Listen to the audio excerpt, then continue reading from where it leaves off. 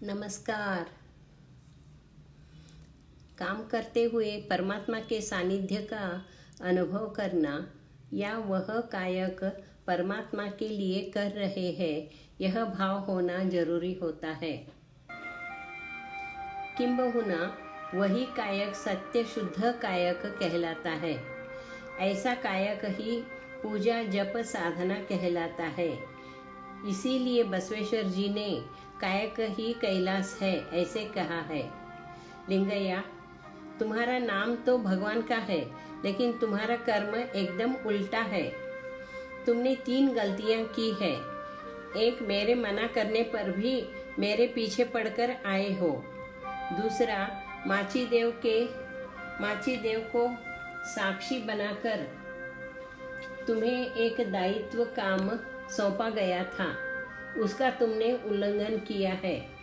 और तीसरा, मेरे जंगम दासोह में यानी नित्य नियम में तुमने रुकावट पैदा की है। अतः तुम्हें अब मेरे घर से निकल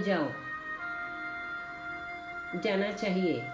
लिंगैया ने सोचा था कि 1000 स्वर्ण मुद्राएं देखकर शरण चंदैया खुश होंगे।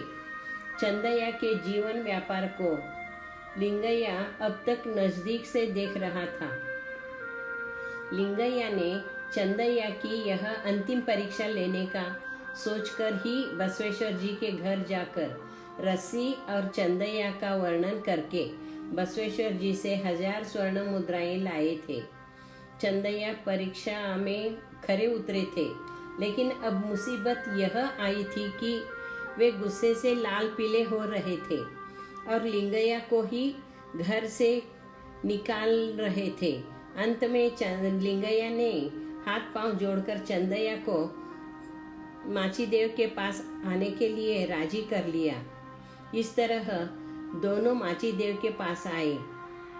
पिछले अनुभव से और चंदैया के विचार और हठ देखकर माची देव दुखी हो गए थे। इसलिए उन्होंने सोचा अभी अनुभव मंडप जाने का वक्त भी हुआ है और वहाँ अलम प्रभुदेव बसवेश्वर चंद बसवा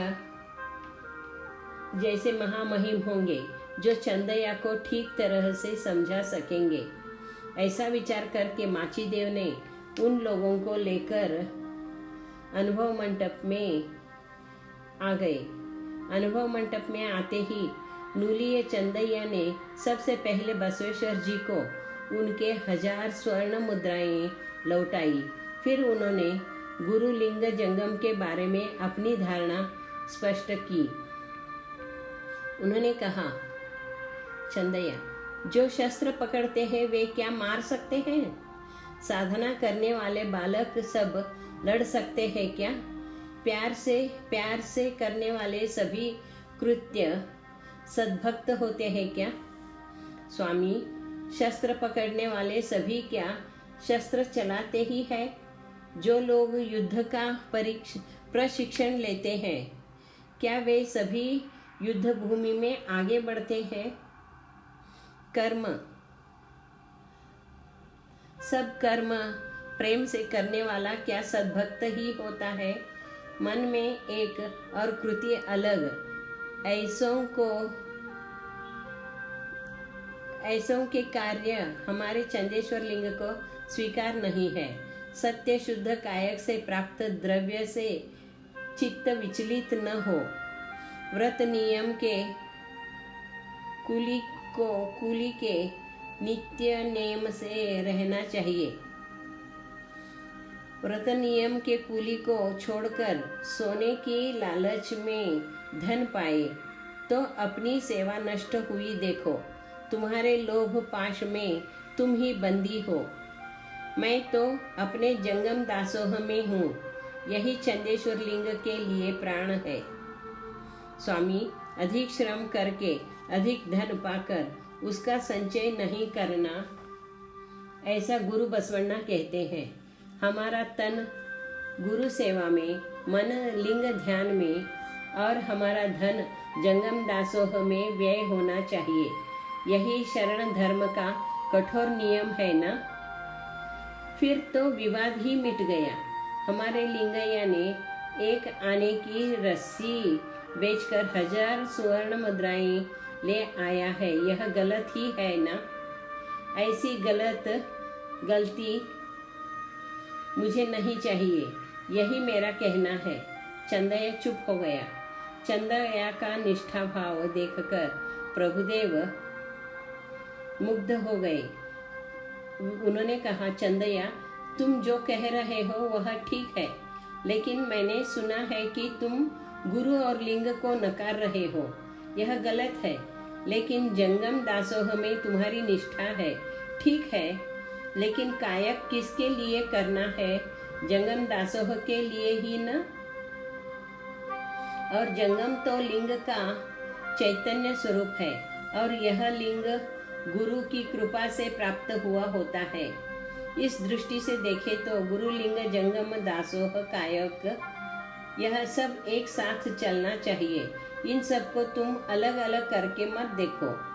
चंदैया, आप कह रहे हैं तो ठीक ही होगा, लेकिन वह सब मुझे पटता नहीं, क्योंकि मेरे विचार से गुरु सेवा करने से इहलोक में सुख, लिंग सेवा से परलोक सुख, जंगम सेवा से यह पर उभय नास्ति। यह चंदेश्वर लिंग का न सूखने वाला भाव है। इस तरह जब कोई भाव ही नहीं तो सर्वत्र सुख ही सुख है। तो एक जंगम सेवा में ही जब हम जीवन की सार्थकता पा सकते हैं, तो फिर प्रथम दो यानी गुरु और लिंग का झंझट क्यों पालना है? जीवन जितना सादा सीधा सरल संक्षिप्त हो उतना ही अच्छा होता है, लेकिन हम जो करते हैं उसमें हमारी पूरी निष्ठा होनी चाहिए, ऐसे मुझे लगता है। प्रभुदेव जी को चंदैया की जंगम दासोह के प्रति गाढ़ निष्ठा, अपने विचारों के प्रति प्रगाढ़ विश्वास देखकर संतोष हो रहा था, लेकिन उन्हें चंदैया के विचारों में त्रुटि दिख रही थी। चंदैया की बात तार्किक थी, लेकिन नियम निष्ठा न्यायिक नहीं थी, तर्क पर आधारित थी। प्रभुदेव ने कहा, शरण चंदैया, गुरु लिंग जंगम कायक दासोह, इन तत्वों को अलग अलग करके मत देखो और मत सोचो। ये सभी एक ही तत्व के अलग अलग अंग हैं। देखो, हमारे ज्ञानेंद्रिय कौन कौन से हैं? ये 5 है ना? जैसे हमारे गुरु लिंगादि है, नेत्र, नासिका, जिह्वा, कर्ण, चर्म, ये 5 अंग मिलाकर एक ज्ञानेंद्रिय बन जाता है। इनमें से हम किसी एक को निकाल सकते हैं क्या, या छोड़ सकते हैं क्या? 5 इंद्रियों का कार्य अलग अलग है, फिर भी जीवन के लिए इन 5 इंद्रियों की जरूरत अर्थात आवश्यकता तो होती ही है। इन्हें हमें अलग अलग करके नहीं देखना या आंकना नहीं चाहिए।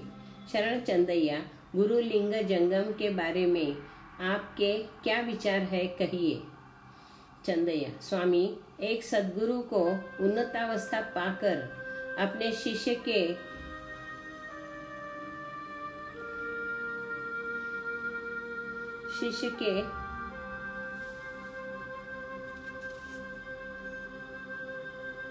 त्रिमलों को दूर करके इष्टलिंग के द्वारा शिष्य के मन में, हृदय में ज्ञान ज्योति जगाना चाहिए।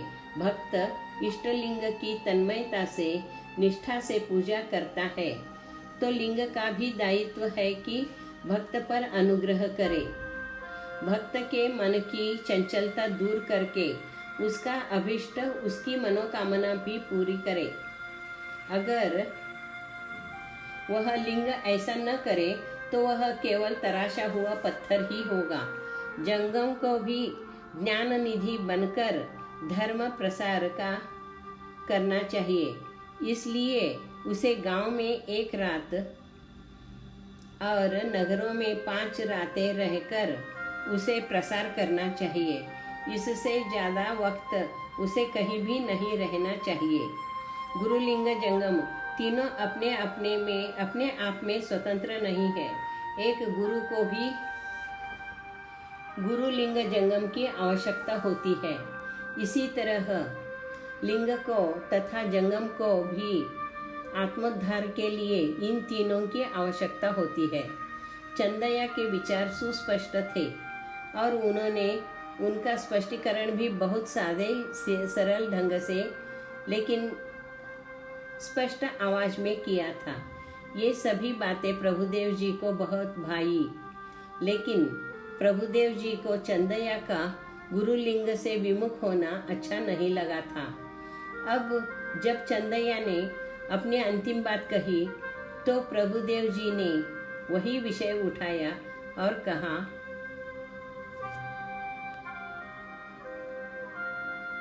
धन्यवाद।